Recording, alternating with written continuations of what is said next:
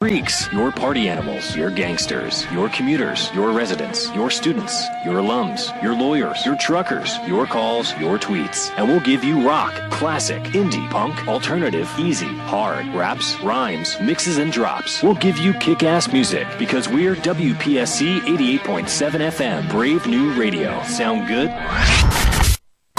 Straight from the WP 88.7 FM Weather Center, here's your local forecast.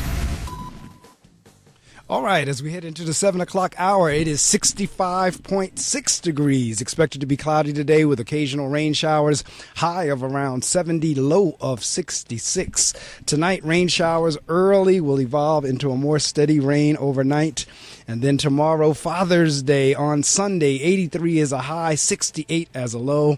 Rain possibly heavy at times, ending early. We have the 100% chance of rain tomorrow on Father's Day. Remaining cloudy in the afternoon, high of 83, as I said, low of 68. And then on Monday, the sun pops back out again, a mainly sunny sky, high of 87, low of 66. Tuesday, partly cloudy early, scattered thunderstorms developing in the afternoon. High of 89. Tuesday, partly cloudy early, scattered thunderstorms developing in the afternoon, high of 89. Chance of rain 60%, low of 64. And then Wednesday, the sun pops back out again, a mainly sunny sky, near high of 85, low of 61. Broadcasting from William Patterson University, WP 88.7 FM, Brave New Radio. Well, as promised, in the 7 o'clock hour, Caseen is here live in the studio with me. Our first guest, for whatever reason, she did not make it, and we were able to flip-flop and play the gospel music from 6 to 7. But my author is here with me, sitting to my left, live here in the studio. And he is not a stranger to WP 88.7 FM, Brave New Radio. He's been on the show with me a couple of times, and he has his latest book that is going to be dropped on Tuesday. And he is none other than Caseen Gaines. Caseen is an author, director, educator, and popular culture historian. His third book, We Don't Need Roads: The Making of the Back to the Future Trilogy. Hold on, we have a caller coming in. Good morning, caller. How are you? Hey, is this Mark? Hey, we're on the air, man. Yes, we are. Yeah. Is Steve there? He is. Tell him I'm on my way, okay? I will do. All right, I'll see you when you get here. Okay, bye. Thanks. All right, that was Barry. Barry's heading up as well because, as I shared with you earlier, we're learning the new system. Barry needs to learn it also, so he's on his way. And, as I was saying, Caseen is on the air with me. His third book, and the one about to be dropped on Tuesday, We Don't Need Roads: The Making of the Back to the Future Trilogy, was published in 2015 to coincide with the 30th anniversary of the popular film franchise through Plume, Penguin Random House, and has received praise from Back to the Future co-writer and co-producer Bob Gale, as well as New York Times bestselling authors Ernest Cline, Ready Player One, Brian Jones, Jim Henson, A Biography, and Michael Davis, Street Gang, The Complete History of Sesame Street. His first book, Inside Pee-wee's Playhouse, which he also broke here on WP 88.7 FM, the untold, unauthorized, and unpredictable story of a pop phenomenon. I saw a kid that looked like Pee-wee the other day, too. Received the 2012 Independent Publisher Book Award Silver Medal winner in the popular culture leisure category, Playhouse, and its follow-up, A Christmas Story, again, and he broke it here, behind the scenes of a holiday classic, has received positive reviews from library journal Kirkus Reviews, Publishers Weekly, and journalists from The Village Voice, In Touch Weekly, VH1, and the TV Guide Network. Gaines holds degrees in journalism and media studies, English and American studies from Rutgers University, and American studies, journalism, and media studies, where he focused on popular culture and contemporary media. He received high honors for his senior thesis exploring race relations in the original Planet of the Apes film series. Outside of bookstores, Gaines can be most frequently seen in the classroom, where he teaches high school English, and working for the Hackensack Theater Company, the nonprofit he co-founded in New Jersey, where he lives. Well, Caseen, welcome back to the Reading Circle with Marc Medley. It's good. introduce a book, you come out. And so when I was reading the bio, each book title that I read, I would let the folks know we introduced it here on the show. It wouldn't be right to not be here. This is true. Again, each time Caseen comes out with a book, he gets in contact with me, and I always give my guests an open invite. And Caseen is wise enough to take me up on it, wherein each time he drops a new book, he gets in touch with me, and we make it happen that he can appear on the show. So I am glad that he's here this morning. So, okay, we did Pee-wee, and I was teasing because I was at Passaic County Technical High School, and one of the kids that presented, I said, oh, my God, because he was in a blazer and the whole thing. I said, he reminds me of Pee-wee Herman. But he did. He had the actions, and he looked like him and everything. So that was his first book. That was Caseen's first book. And then we did Christmas Story, behind the scenes of a holiday classic, and now we have one relating to Back to the Future. So, all right, now that one hasn't even dropped, you said it drops Tuesday. Right, it's on Tuesday. All right, let's talk about that. Where did it come from? So, the first two books did well for me, and I loved doing them, and they're sort of cultural studies. And when I was thinking about writing a third book, I tried to think of what other pop culture franchise or entity hadn't really been written about. And for me, the Back to the Future trilogy was one that I always loved as a kid and as an adult. The second film in the series actually takes place in this year. It takes place in the future of 2015. And so it seemed like a natural project to sort of tackle. And the thing that's really interesting about Back to the Future is it was really difficult to get that film made. It's immensely popular and was immediately upon release, but they hired one actor who played the lead, Eric Stoltz. He shot for about 6 weeks, and then they fired him, pardon me, and replaced him with Michael J. Fox. So there's sort of an interesting story behind the making of that film also, and I just thought it would be a cool story to tell. Who was the actor that played the professor? Christopher Lloyd. That's right, Christopher Lloyd. Is he going to be in the one that they're doing now? No, what they did was, they're not redoing it. They did 3 films between 1985 and 1990, and the second film took place in the future, so it was shot in 1989, but It took place in the future, and the future is actually now. The future is 2015. So, but I spoke with Christopher Lloyd for the book, actually, which was great. You did, and what was that experience like? It was a lot of fun. I mean, he had a lot of fun memories making this movie, and you know, in a way that I sort of appreciated as someone who creates. He told me he was really worried that he wasn't doing a good job in the movie. Like he was, came to work every day, nervous and anxious, and just trying to do a good job. And as I mentioned, they shot a lot of the film, and then they scrapped that footage and shot again with Michael J. Fox. And he was worried that he wouldn't be able to do it as well the second time around, Christopher Lloyd. So it was great to just sort of be reminded that these people are human. They're trying to do a good Absolutely. job. Just like, you and I try and do a good job when we create things. Absolutely. How difficult, and maybe it's not in 2015 that difficult to get in touch with these people, but say, for example, a Christopher Lloyd or a Michael J. Fox, when you now reach out to them, what is kind of like your process? It's probably a lot easier for me than if this were being done 15 years ago or something. Facebook, believe it or not, is an amazing help. That's right. Social I agree. media, tweeting at people, messaging people on Facebook. You'd be surprised at how much mileage. No, I'm not. But I think the average person would be, and where I'm going with the question is, the fact that you now put author or director or producer, or if I put radio host behind our names, gives us credibility. A lot of times it gives us the foot in the door. Right. So I'm wondering, like, when you say, look, I'm writing a book about the movie, does that now, okay, you know what, I want to talk to this guy because he's writing about something I did. Yeah, absolutely. And it's easier with each project. The Pee-wee book was a little bit harder to get people on board. The Christmas Story book, easier. And this one, I've been very lucky in getting access to people. I mean, there are very few people that I tried to reach out to that either were unavailable or disinterested, and really it was more unavailable in terms of scheduling. I tried to speak with Steven Spielberg, was executive producer on this, and had great conversations with his people, and ultimately we just weren't able to schedule it. But he was interested, and to have someone like Steven Spielberg interested in talking to you for your book is that's a dream come true. Are you going to send him a copy of the book? Absolutely. It's already been sent. It's already been sent. Do things the right way. So it's already been said. All right, if you just joined us, you're listening to the Reading Circle with Marc Medley. We've switched the hours, or actually extended the hours, because this morning was supposed to be a Reading Circle doubleheader, and then in the Martha and Friends hour, I have a friend coming in that deals with the gospel community. So we had a full pack schedule this morning, as well as converting over to a new system. And so far, everything, even though my first guest didn't show up, that was okay, because that gave me the time I needed to fiddle around with the new system. I'm going to share some information with you.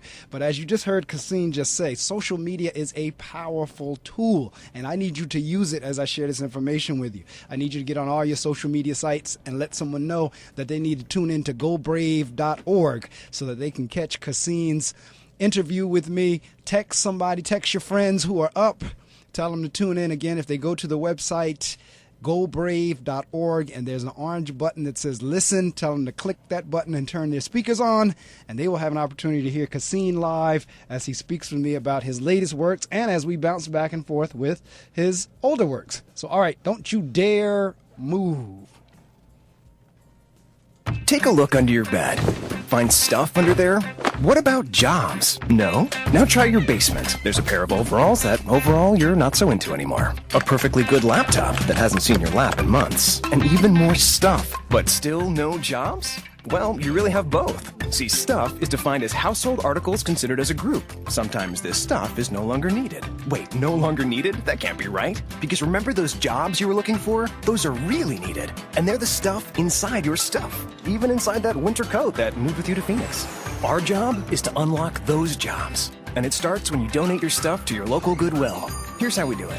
When you donate to Goodwill, we sell your stuff to provide job training for people right here in your community. So just by teaming up with Goodwill, you help create jobs. And isn't that worth parting with the leftover keytar from your 80s cover band? Goodwill. Donate stuff, create jobs. Find your nearest donation center at goodwill.org. A message from Goodwill and the Ad Council. Yeah. Salad on Saturday, fruit on Friday, bubble on Thursday. Water Wednesday, touch your toes Tuesday. Let's move Monday, sparkles next Sunday. 60 minutes of physical activity a day and eating well can help get your child healthy. So keep them active and eating well every day. Get ideas, get involved, get going at letsmove.gov. That's letsmove.gov. A message from USDA, HHS, and the Ad Council.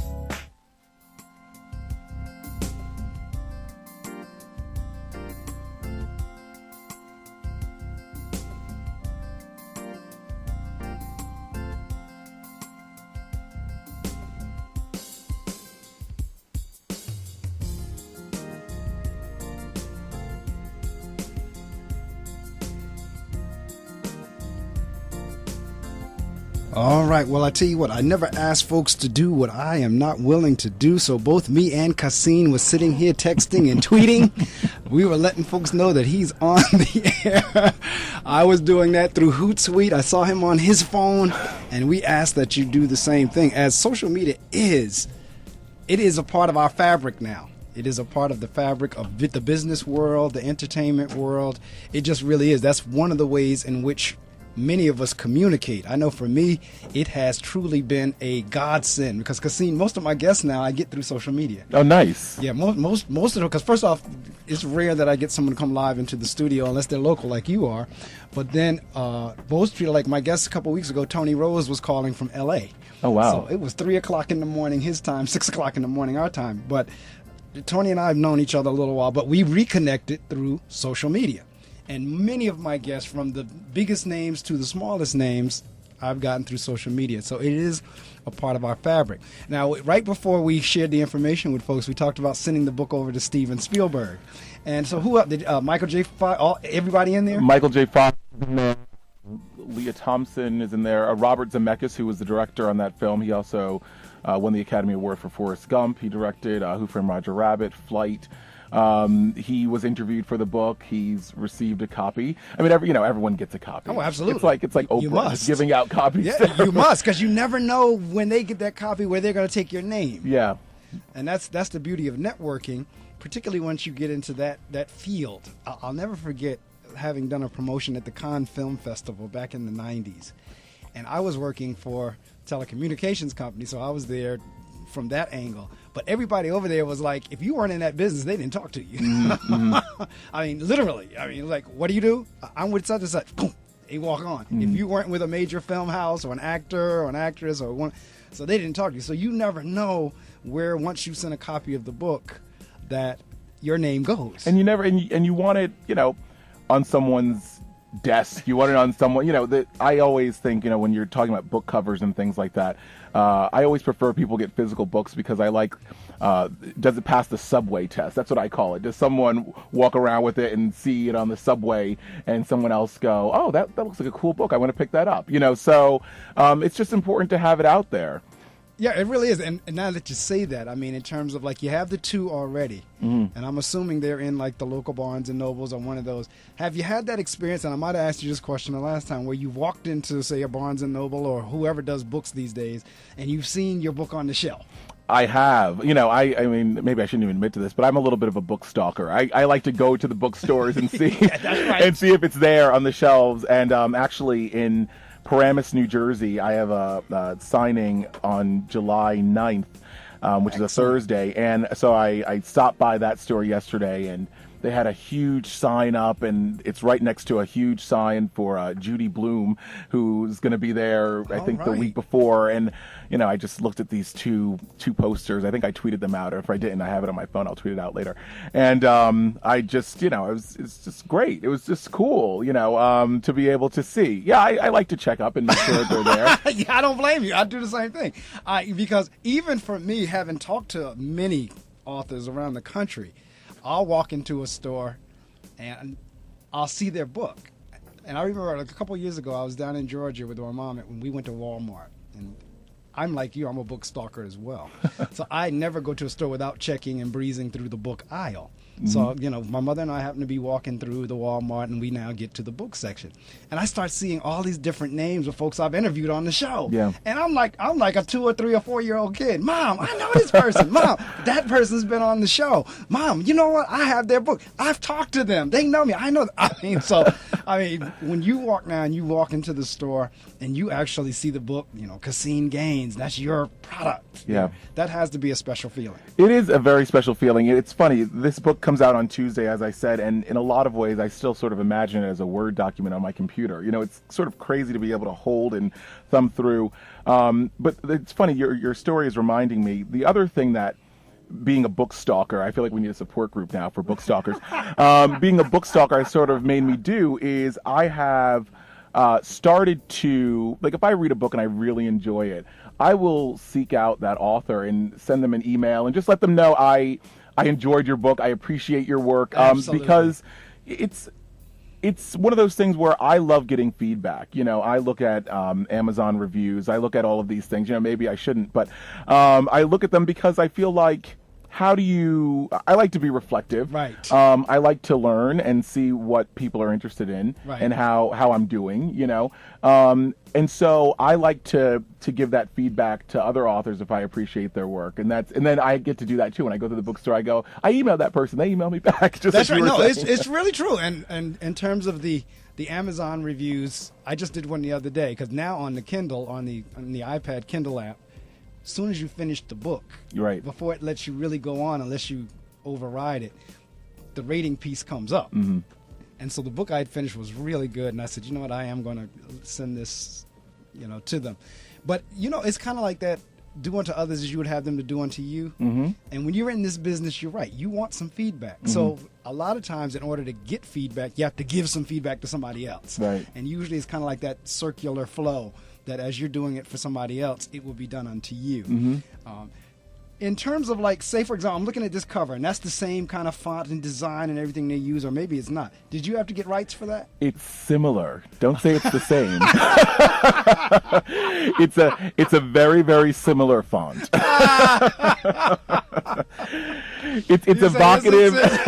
It's evocative of the poster. It's not exactly the same. In case anyone at Universal. I was going to say message received. Message received. It's not the same. But the fact that it looks the same is great. The person that designed this book cover is a gentleman by the name of Tal Gortsky, and he is such a great designer. I have to say, a book cover is the most challenging. For me, it's the thing that makes me the most anxious because I really have. I don't really have complete control over it. You know, it's the writing, you know, sure, I have an editor and you know, it's a collaborative process, but the book cover is the art department's thing, and that's not really my thing. So this cover, when we got it in, we had another draft, and, you know, we had sort of conflicting feelings about the other draft, and then this one was really the first draft of this designer. Okay. And I just was in love with it. I mean, I think it's movement. If you can't see it at home if you're listening, but it's a little bit like reflective. There's a little bit of shine to it. It's like a cool to touch. So it's just a cool looking thing. I love having it on my coffee table and just looking at it. I am sure. Now, as you heard me say a couple of minutes ago, most of the time, 90 to 95% of the time, my guests are on the telephone. And when they're on the telephone, I generally don't be bothered with folks calling in and trying to conference in and dropping on and off. But when I do have a guest live in the studio, if you want to talk to the guest, feel free to give us a call. And you can talk to Caseen live is 973-720-2738. And you can actually speak with Caseen live. He's here in the studio with me. So again, if you want to talk to him, it's 973-720-2738. It's a rare opportunity because, as I said, when I have my guests on the telephone with me, I just do not want to, as much as I love technology, I do not want to be fooling with the phones and trying to get a caller on and a caller off because I'm scared I might lose my guest. But my guest is actually here in the studio with me talking about his latest work, We Don't Need Roads, the making of the Back to the Future Trilogy.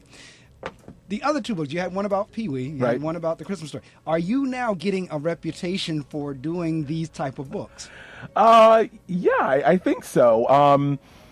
To me, they're sort of cultural studies. You know, in college, I majored in American studies and journalism and English. And so these books are sort of a wonderful synthesis of those skills, I think, where they're heavily researched. So that's sort of the journalism aspect. It's writing, and it's creative writing, even though it's nonfiction, I think. So that's the English component. But then the American studies is sort of the cultural history and how these films impact our sort of national consciousness. One of the things that's interesting about Back to the Future is in Ronald Reagan's State of the Union address in 1986, so the year after this film came out, he actually quoted, and as they said in the movie Back to the Future, where we're going, we don't need roads as a nation. So this film had such immense impact. You can't see a DeLorean on the street without thinking about Back to the Future. And it's not just in the United States. It's a global phenomenon. The Back to the Future films are still among the highest grossing films in Japan, for example. Lots of awards won worldwide. There's a huge Comic-Con convention in London this summer that I'm going to be at with some of the Back to the Future performers, actors. And so there's appeal, obviously, in Europe and Asia. It's a huge deal. So I think that's sort of my niche, at least at the moment. All right. Well, if you've just joined us, which I hope you've been with us actually since 6 o'clock, even though you would have gotten the gospel music instead of the author interview. But certainly if you've just joined us in the 7 o'clock hour, my guest is Caseen Gaines. He is not a stranger to the reading circle, as he's been on the show. Each time he's written a new book, he's introduced it here.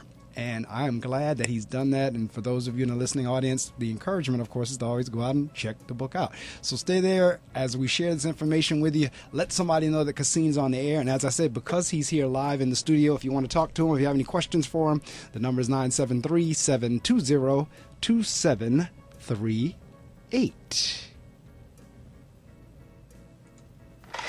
The cow says, I love you.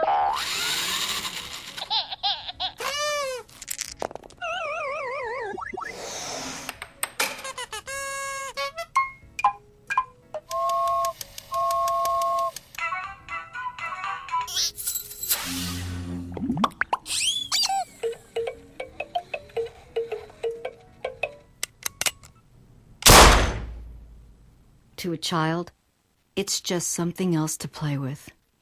Lock it up, because 1.7 million children in the U.S. are living with unlocked and loaded guns. Get involved at ceasefireusa.org. In the small town of Elmira, New York, a boy was born into an all-American family. The odds of him achieving his dream in the fashion industry? 1 in 23 million. The odds of having a child diagnosed with autism? 1 in 88. I am Tommy Hilfiger, and my family is affected by autism. Learn more at autismspeaks.org/signs. Brought to you by Autism Speaks and the Ad Council.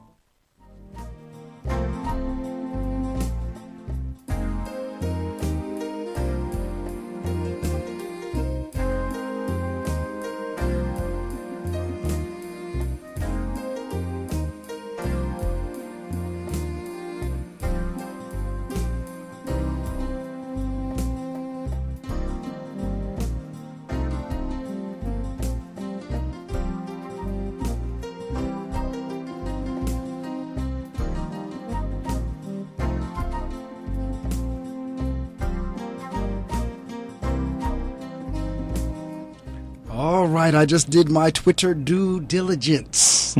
I put it out there that if you want to call, or if you have a question for Caseen, you can reach us on 973-720-2738. And see, I've been in this business long enough to know that just because we don't get a phone call does not mean folks are not listening. I actually listen to talk radio every day, and I don't call in. But there are times when I'm tempted to call in. So I know the feeling, but don't be afraid. Give us a call. We'll be glad to talk to you. 973-720-2738. We're talking about Caseen's work in general. This is his third book that's going to be released on Tuesday. So it hasn't even hit the market yet. You're getting a chance to hear about it before it goes there. When you're doing your research for a book like this, where do you start? I start with the films, actually. I mean, I watch the movies. I take notes. It's like studying for an exam. I sit there with big legal pads and scribble all over them, and they're a mess. I don't know if anyone could ever even figure them out if they looked at them. But I start with that. If there are special features and things like that, I sort of hear those stories that already exist, and then I sort of make a list of the questions that those stories raise for me, and a list of who might be the best person to answer that question. And I seek that person out. So a lot of times I don't know exactly who I want to speak with at first. I just sort of let the stories navigate me through who I need to speak with. And an excellent example is there was a person who actually had a really nasty accident on the set of the second Back to the Future film. She is a stunt performer and fell from about 30 feet in the air and almost died. Had to be rushed to the hospital and had to be replaced. And I had heard just about that much of the story, but I sought her out. I spoke with her about her accident. I spoke with the other people that were on set that day about their impression of it to tell that story in the book, which I think is the first time that story is really being told, because Universal obviously wasn't, promoting that fact when the film was out. So the stories sort of drive who I speak with, and then I put a lot of different sources in conversation with each other. One of the things that I think is sort of my right or privilege, I guess, as the author, is that, and I explain this in the book, I present the events of the making of these films as truth, and everyone's truth is different. And two people, you and I can leave here at the end of the day and have a different impression of what this recording session was like or what this broadcast was like. And so when people's memories conflicted, I sort of navigated based on either the supporting documents people had or the validity of their memory, who's right, who's wrong, or presented these are two sides of the story, and then let the reader sort of decide what they think happened. So there's a lot of sort of craft that goes into it. It's not just sort of like a bulleted list of events. It's a lot of sort of massaging the story and trying to make it entertaining. Well, something you said as I was listening to you, and I love to read biographies, and particularly autobiographies, because I always love to go into the behind the scenes. In other words, I know what I see in front of me on television, I know what I hear on the radio, I know what I read in the newspaper, but there's always something like you just shared about this accident that no one's ever heard of. And when I get into books that are autobiographical or that go behind the scenes, that fascinates me. So the fact that you just brought that up would make me want to go into that book to say, okay, what went on during the making of this film? And that's kind of, if I were to compare your books, would it be kind of like autobiographies of these films? Yeah, they are. That's the way that I sort of describe them. They're biographies of a movie. Biographies are always about an individual person, but these are sort of studies of the birth and sort of the life of this pop culture property. That's the exact way that I sort of phrase it. Yeah, it is. And again, it gives you the history of how things came to be. How I know for Top Gun, for the 25th anniversary, I think they did a DVD documentary. Matter of fact, if you bought the Top Gun DVD for the 25th anniversary, what came along with that was the making of it. Oh, okay. And again, you get the producers and the directors all talking about how this came to be, like how did the song come out? Well, that wasn't the original song I envisioned, but as I began to talk to different groups, they came up with the perfect song. You're sharing about an accident. Are there any other tidbits in there that was going on through the show that we would not have known? Yeah, there were tons of issues making this film. The weird thing about Back to the Future is this was the third film that Robert Zemeckis as director. Actually, I'm sorry, the fourth film that he had done. The third film that he had done with his collaborator at the time, a gentleman by the name of Bob Gale, who was super instrumental in the making of this book. And Bob Zemeckis and Bob Gale had two films that were very well received by the very few people who saw them. A film called I Want to Hold Your Hand and Used Cars. And so when this film was in production, no one expected it to be a hit. As I mentioned earlier, Steven Spielberg was involved with this film, but Steven Spielberg was actually also involved with their other two films that weren't big hits. So there was the issue where they hired one actor for the main character, Marty McFly, and then they fired him and replaced him with Michael J. Fox. There were sort of eccentricities that Crispin Glover, another actor in the film, he was just sort of difficult on set and particularly irksome to a lot of the crew. He did not return for the sequels, that actor, and there was a big, ultimately a lawsuit that resulted from that. So there were two lawsuits. There's one lawsuit because of the accident that I was talking about, and a lawsuit that resulted from Crispin Glover and what occurred in the making of the sequels. So there was sort of a lot that went on, and also just the challenges of doing a very technically demanding film. Back to the Future, the first one, was the highest grossing film worldwide in 1985. So when they returned to do the sequels, there was a lot of pressure on them. And, as again, something that you and I can relate to, the first one goes well and you want to surpass yourself or live up to the expectations, but you don't want to copy yourself or fail. There are more people that are invested in you now, so it becomes something where they were in their heads a little bit about it with those sequels. I can only imagine, because again, I'm sitting here thinking about some of the films that I know the background on, and I remember reading about An Officer and a Gentleman, where the role that Lou Gossett played actually was written and designed for a white actor.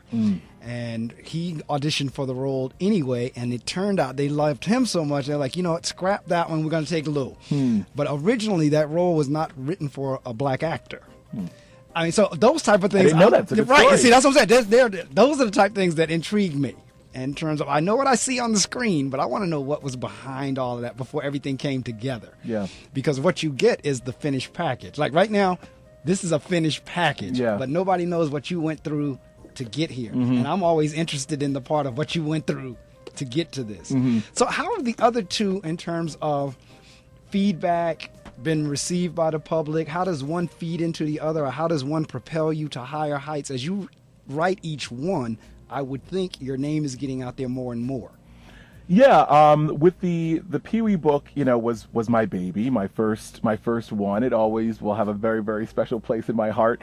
And then that book led to A Christmas Story. And then sort of the interesting thing with this book is this book is being released through a different publisher. The first two were released through a company, ECW Press. They are the largest independent publisher in North America, but this one is being released through Penguin Books, which is, I believe, the largest or second largest publisher in the world, actually. So that's correct. That's a different, a little bit of a different ball game there. And then also I think the franchise is so beloved. I guess the difference in my mind is with Pee-wee, it was a big hit for 5 or 6 years, and then the Pee Wee Herman phenomenon died with the actor's 1991 arrest, really. And with A Christmas Story, it wasn't a very large hit, and then it sort of grew through the 24-hour TV marathon and merchandising. It really started to pick up in the late 1990s, even though the film was done in 1983. But with this film, it was an immediate hit as of 1985, and then has really remained. Back to the Future has never really gone away. And you see there's television commercials, and you see Michael J. Fox will always be identified as a part of this film series. Christopher Lloyd, as I mentioned, the car. I just saw a trailer. Robert Zemeckis, the director, has a new film coming out called The Walk about a gentleman that, I guess, and I don't know what year it was, but he walked a tightrope between the Twin Towers. And in the trailer, again, this film came out 30 years ago at this point. In the trailer, it says, from Robert Zemeckis, the director of Back to the Future, Forrest Gump. But Back to the Future still, 30 years later, makes his resume, makes his his trailer. And again, it's such a beloved series in that regard. You were talking earlier, a couple of seconds ago, about the publishing houses. Who goes to who? Do they come to you, or you go to them? Oh, no one really comes to me. Right.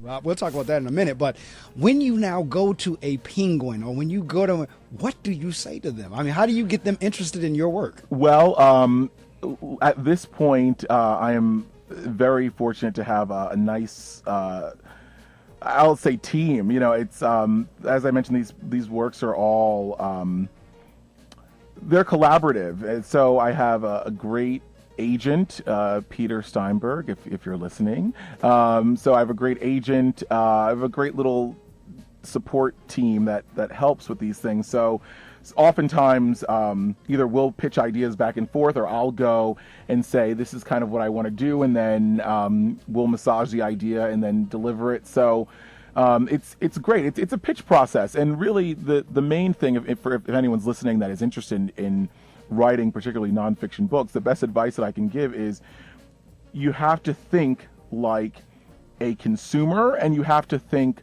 like a publisher in terms of why.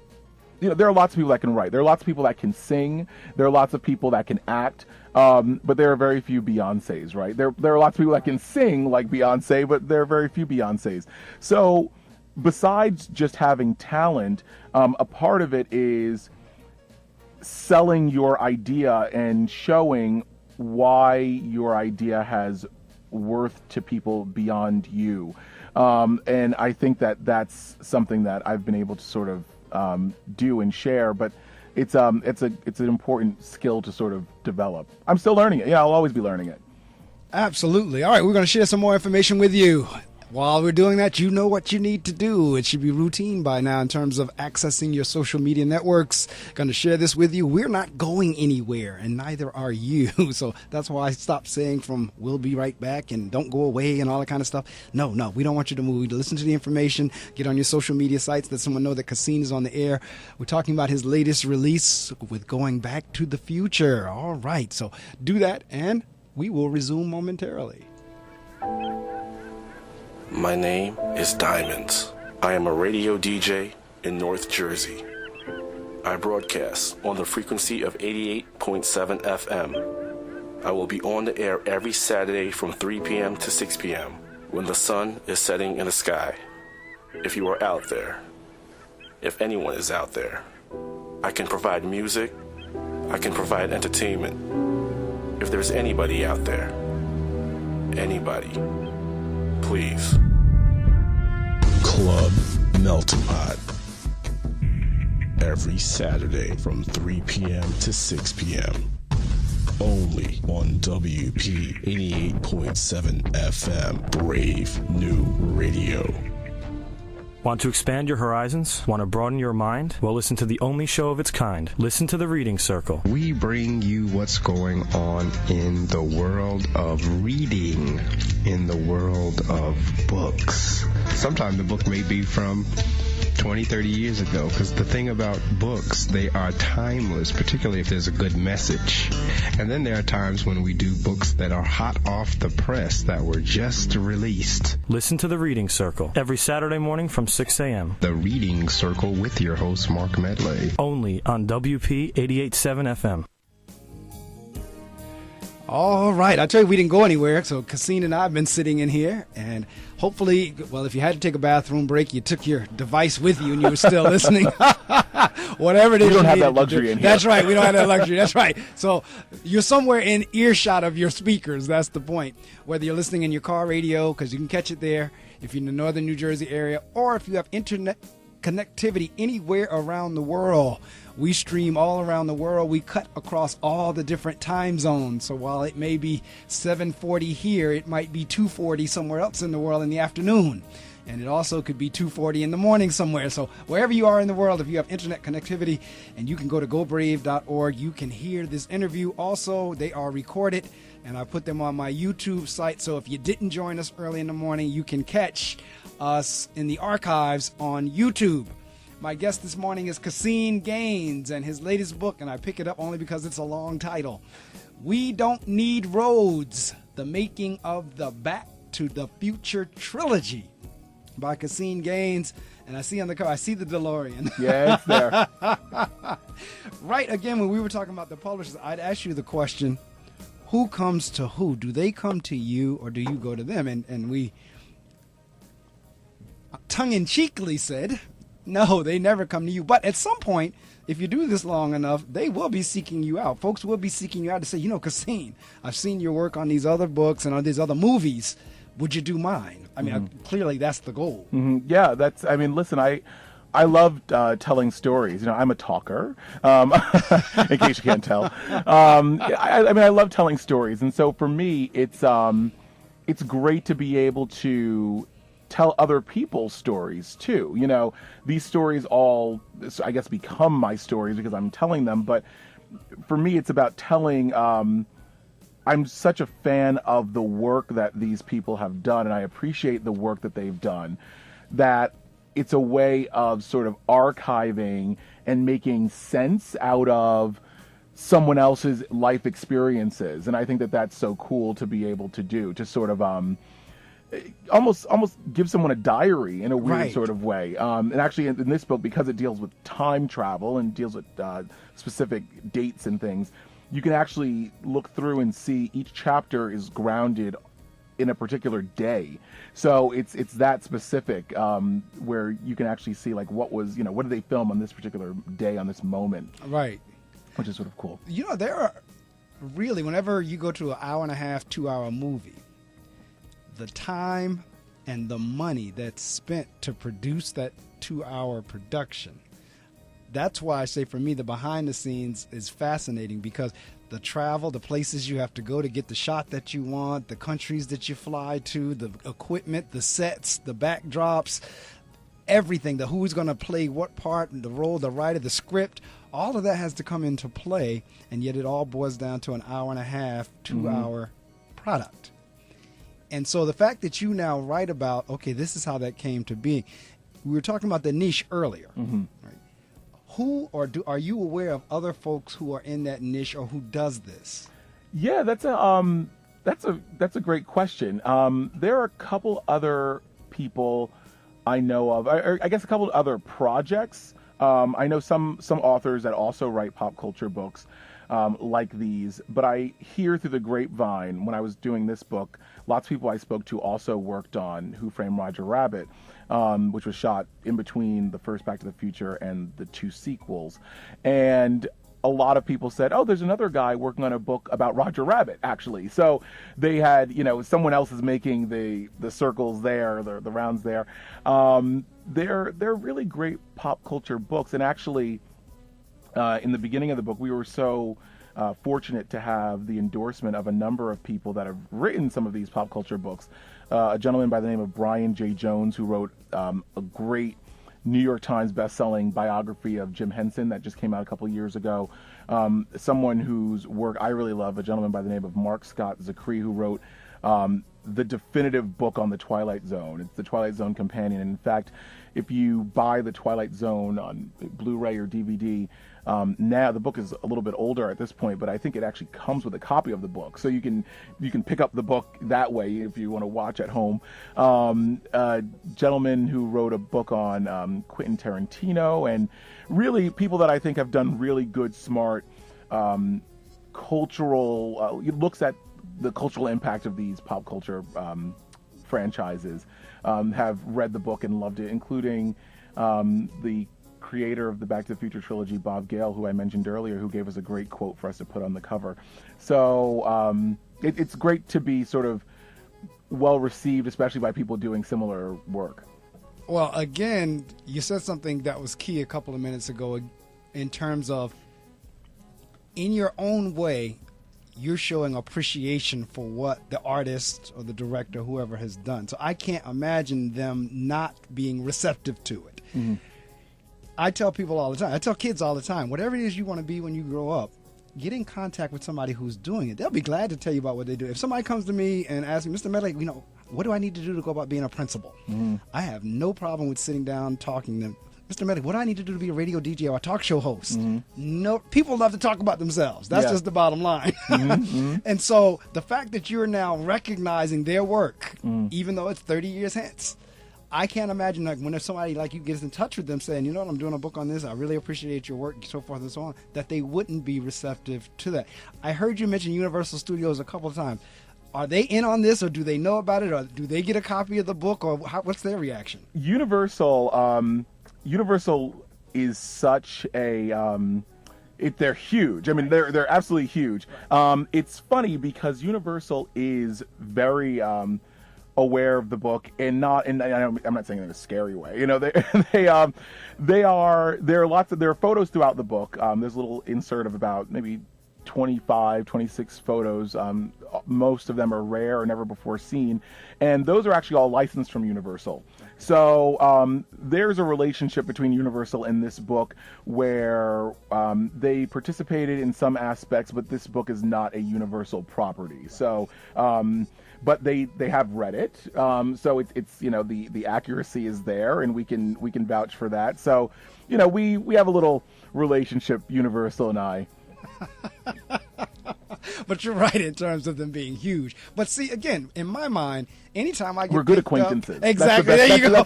Anytime, but even an acquaintance with somebody as huge as a Universal is not a bad thing. I wouldn't think. Yeah. I mean, I wouldn't think, and particularly, I don't think you're trying to show them any bad light. Right. You're trying to. So now, when I introduced you and I talked about your bio, you do more than just write. You also are I'm looking at your shirt right here, Hackensack High School Drama Club. So you're also an actor as well as the producer and writer and teacher. Let's talk a little bit. How do all these things fit together? Oh, I mean, everything fits together.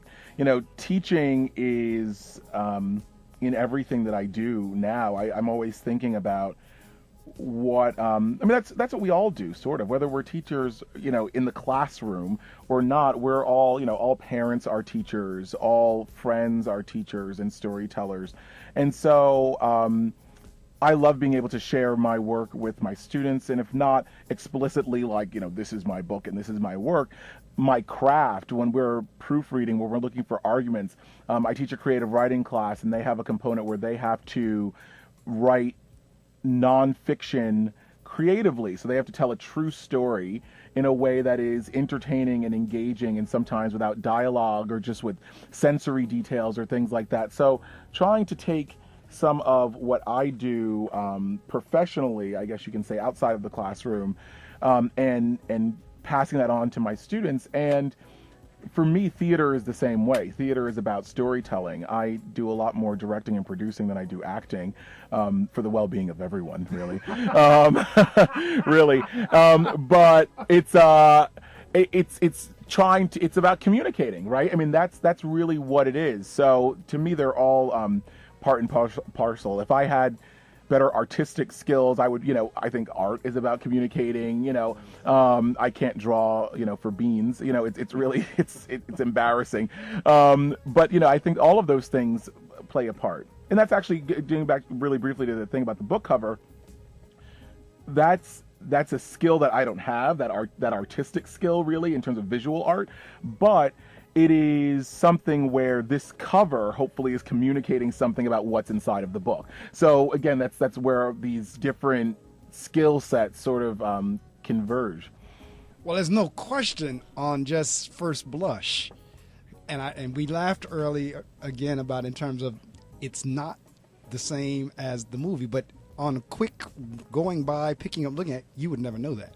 I mean, you look at that and immediately your mind goes back to the Future. The same color scheme, a little bit different font, but it's Back to the Future. Mm-hmm. But to your point that you were just talking about, that's why it's good to be surrounded by a team of people, because no one person can do everything. Right. And the fact that you've put together a team of folks that's able to get a penguin, I applaud you.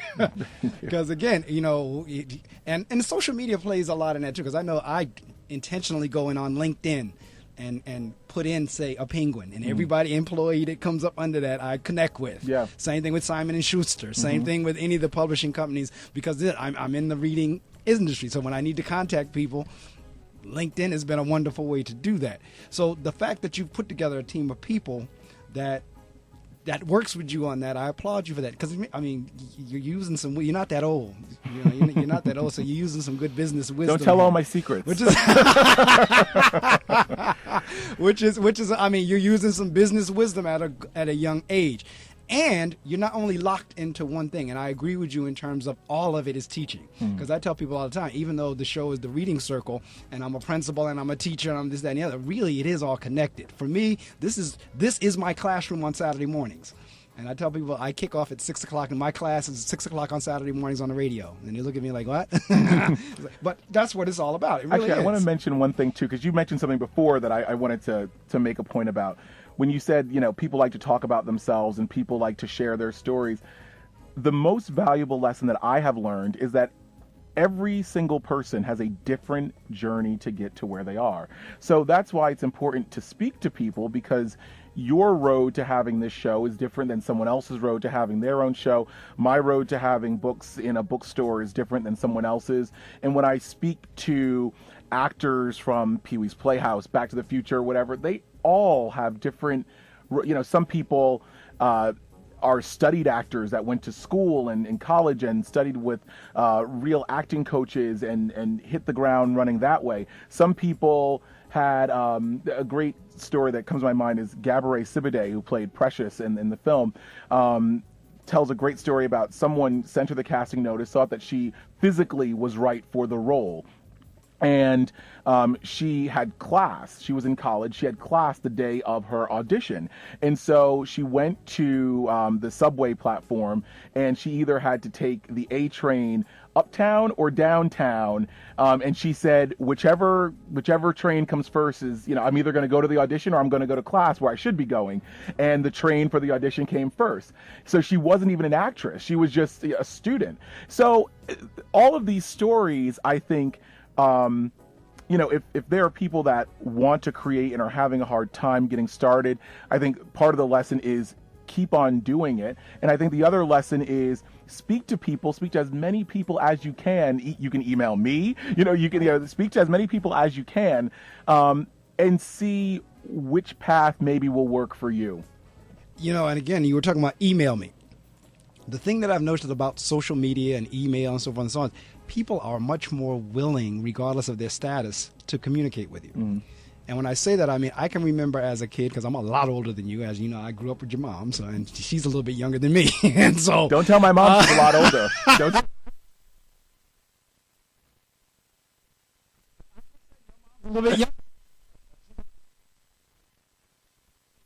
To get in touch with an author or an athlete or an actor or whatever, we wrote the old snail mail. Mm-hmm. That letter may probably wound up in somebody's garbage can. Right. And was never seen, because the chances of you getting a response was highly unlikely. I mean, I can remember writing to Yankee Stadium. Mm-hmm. I can remember writing to Pittsburgh Steelers. I can remember that and not getting a response back. All right. With social media, though, the chances of you getting a response back from whoever it is very high. Right. Because as we were talking off the air about Twitter and some of the other social media sites, people do watch and filter and they read, and that's their form of feedback. Mm-hmm. And so they know exactly what the audience is saying, and the chance of them getting back is very high. So the fact that you just threw out, look, if you're an aspiring author, or if this is your genre, or if this is your niche, contact me, I can talk to you about it. That in and of itself is more valuable than people may think. And like you just said, talk to people. Mm-hmm. If you know that's what you want to do, talk to people. As many people as you can. Yeah, really. I mean, because again, in LinkedIn, the same thing. Anybody that's any kind of radio DJ host, I put in LinkedIn. I mean, I'll listen to the radio, and if a name pop up, I'll go straight to LinkedIn, put them in, connect. Mm-hmm. And so my network now, social media-wise, is huge. Mm-hmm. In terms of over 5,000 connections on LinkedIn, over 5,000 some connections on Facebook. And I mean, that's little compared to somebody that has 30, 40, 50,000. Mm-hmm. And then you have people that have 1.1 million and all that kind of stuff. My point with that is the people are there to help you. Right. And with the technology that we have these days where you can self-publish, now you're fortunate and blessed to be with a Penguin, but therefore we can self-publish now. You can do your own thing. You can get with the major publishing house. We have the opportunity to establish reputations, of which Caseen is doing, because this is his third project. His name is out there. And I can't imagine as a student, because I know, because I'm in the school system, in the classroom, but to have a teacher who not only teaches it, but lives it. Because when I talk public speaking, when I teach public speaking, I don't just teach public speaking, I live public speaking. Right, yeah. All right? So to have a model in front of you, I mean, I can't imagine a student that could not appreciate that. What is their reaction? Again, and I ask this question every time you're on. When you walk into the classroom, you're like, okay, boys and girls, this is it. This is mine. This is me. What is their reaction? The reaction is, I think, I remember being a student in a classroom and having my 7th grade teacher, who now is a colleague of mine, bringing in, he wrote a comic book. And so it was something where you could go into a comic book shop and you could pick it up. And I remember him coming in and holding it up, and my reaction as a 7th grade student sort of being like, you didn't write that. Like, come on. Like, that's, people, I don't know writers. I don't know, and it makes it, for me, that has always stuck with me, this idea that you can see a physical product that came from someone's imagination, that came from someone's mind.